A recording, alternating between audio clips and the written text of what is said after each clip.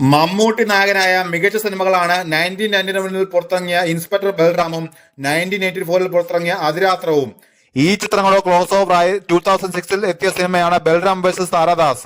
Police ഓഫീസറായ ബൽറാമായും അധോലോക നായകനായ താരാദാസായും ഇരട്ട വേഷത്തിലാണ് ഈ സിനിമയിൽ മമ്മൂട്ടി എത്തിയത്. ടി ദാമോദരനും SN സ്വാമിയും ചേർന്ന് തിരക്കഥ എഴുതി IV ശശിയായിരുന്നു ബൽറാം വേഴ്സസ് താരാദാസ് സംവിധാനം ചെയ്തത്. മമ്മൂട്ടിക്ക് പുറമെ കത്രീന കൈഫും മുകേഷ്, സിദ്ദിഖ് എന്നിവരും ചിത്രത്തിൽ ഒന്നിച്ചിരുന്നു.